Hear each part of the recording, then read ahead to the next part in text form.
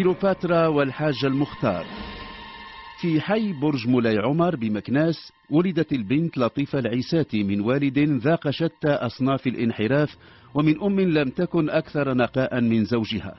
لما وعت ما حولها وجدت أمها تتعاطى الوساطة في البغاء، بينما كان والدها لا يهمه سوى ما يدره نشاطها ذاك من مال. كانت لطيفة الأكثر جمالا بين أخواتها، ولذلك كانت والدتها تبدي حرصا أكبر عليها من حرصها على باقي بناتها. كانت بالنسبة إليها مشروعا للسنين القادمة. وكذلك اندفعت لطيفة بالتدريج إلى الدعارة. اتخذت لها لقبا كيلوباترا، وكانت تتردد على أفخم الفنادق تتصيد من الزبائن أكثرهم غنى، واستطاعت بذلك أن تضمن لنفسها نمطا للعيش لم يكن ليتوفر لها لو بقيت في برج مولاي عمر. كانت كيلوباترا مكناس حين تخلو إلى نفسها ترى سنين عمرها الأجمل تمضي مسرعة، وكانت تعلم جيدا أنها بعد أن يذهب جمالها وينقضي شبابها لن يلتفت إليها أحد، ولن يكون بمقدورها أن تضمن لنفسها نظام الحياة الذي تعيش على إيقاعه اليوم. ولذلك فكرت كيلوباترا في خطة تمكنها من الارتباط بشخص ثري تحصل منه على ما يؤمن مستقبلها.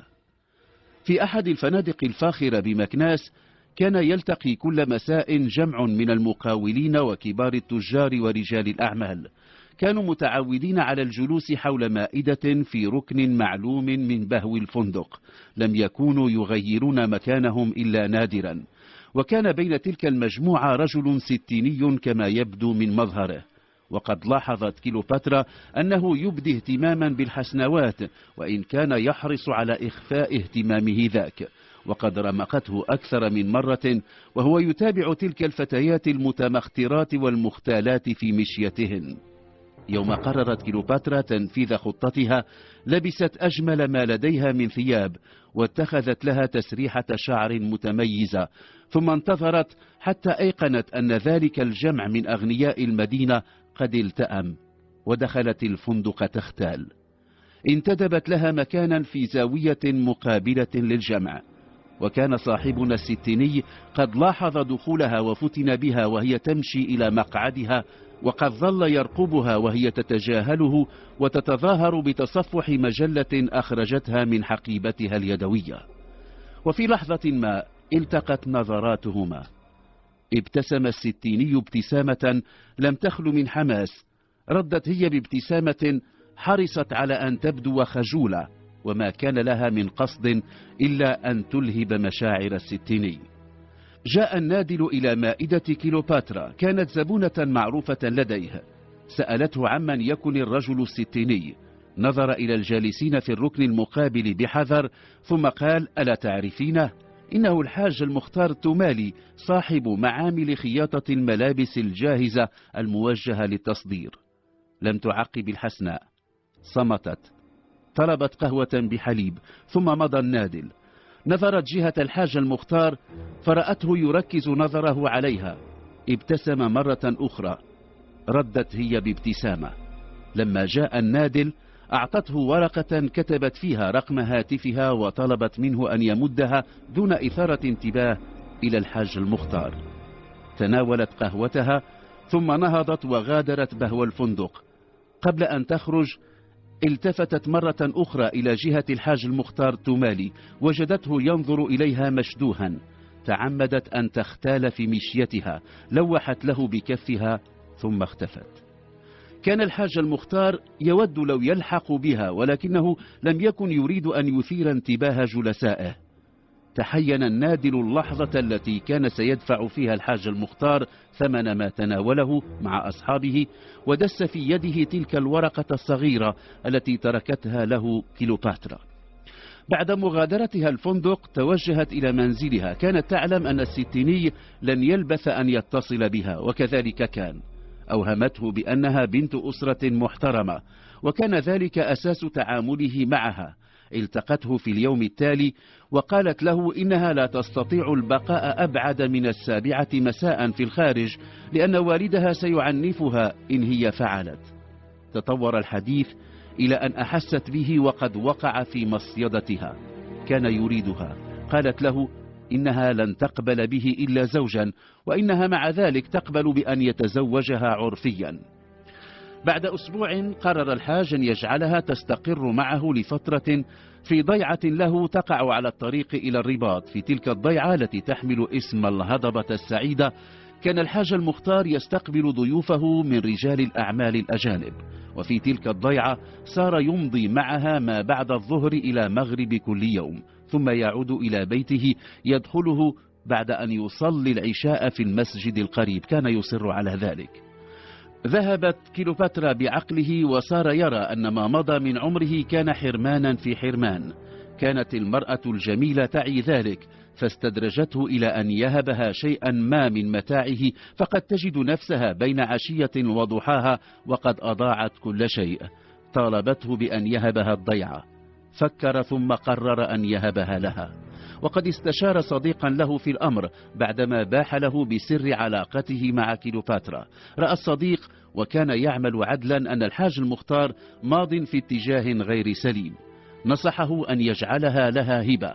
قال له إن الهبة لا تصبح نافذة إلا بعد انقضاء سنة أو في حال الوفاة، وذات يوم جاءها بالوثيقة. تفطن الابن الأكبر للحاج المختار وكان ساعده الأيمن في إدارة الأعمال إلى أن شيئا ما يحدث. لقد صار الحاج يتغيب عن البيت مرات كثيرة ولأيام وأسابيع بذريعة السفر من أجل إنجاز الصفقات. ولما رأى أن الحاج ماض في ذلك الاتجاه استعان بخدمات مفتش للشرطة متقاعد وكلفه باستجلاء الأمر. وقد تمكن المفتش من اكتشاف أمرين، أولهما أن الحاج وقع في علاقة غرامية مع كليوباترا مكناس، والأمر الثاني أن تلك المرأة تستقبل كل مساء في الضيعة من كان عشيقا لها منذ أيام برج مولاي عمر.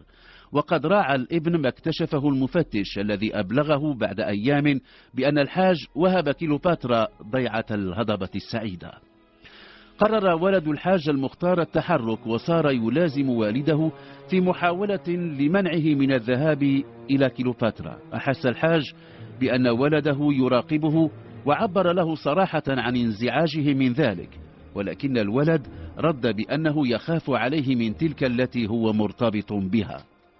صدم الحاج المختار، ولكن ولده استرسل قائلا له أن يغير مواعيد ذهابه إليها حتى يكتشف بنفسه أنها تخونه مع عشيقها القديم.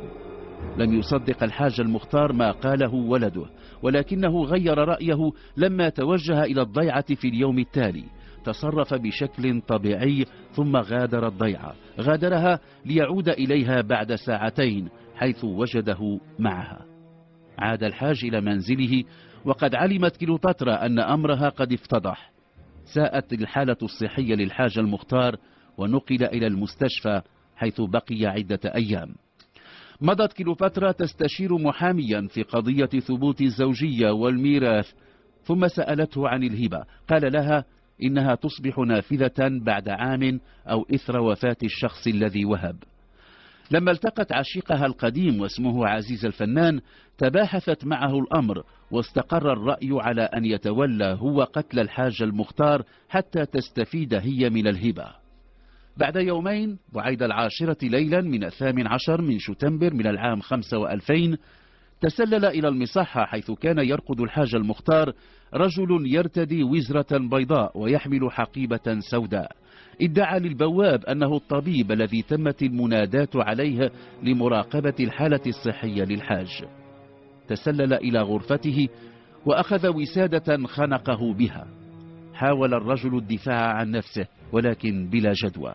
في الصباح لما جاءت الممرضة تتفقده وجدته ميتا. أسرع الطبيب إلى غرفة الحاج المختار وشك في أن تكون الوفاة طبيعية، فأخبر الشرطة. مكنت المعاينة التي قام بها الطبيب الشرعي من ترجيح فرضية أن الرجل قتل خنقا، كما مكنت من اكتشاف شعيرات في أظافر يده كانت سوداء لم تكن له هو الذي ابيض رأسه شيبة. تم إرسال الشعيرات إلى المختبر وبدأ استجواب الممرضين والأعوان. وقد صرح الحارس الذي كان في المداومة في الليلة السابقة بأن طبيبا جاء بعيد 10 ليلا ودخل غرفة الحاج المختار ولم يلبث هناك سوى نحو 10 دقائق ثم غادر. نفت إدارة المصحة أن تكون استدعت طبيبا من الخارج، وأكدت أن طاقمها الطبي يغطي كل التخصصات.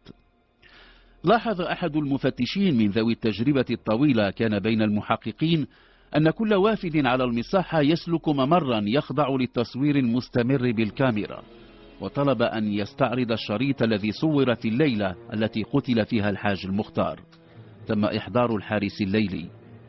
ضبط التسجيل المصور على الفترة الزمنية التي دخل فيها ذاك الذي ادعى أنه طبيب.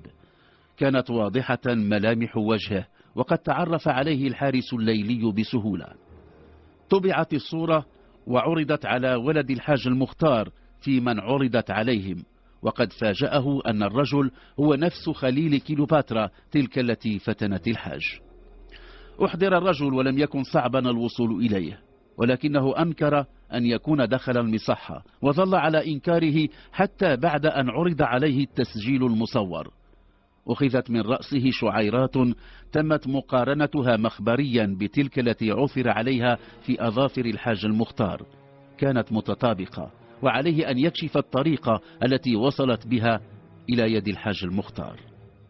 أنكرت كيلوباترا كل علاقة لها مع عزيز الفنان، ولما رأى أنها تريد التخلص منه مكن المحققين من تسجيل صوتي التقطه بهاتفه المحمول لما كان يتفق مع كيلوباترا على قتل الحاج المختار للاستفادة من الهبة.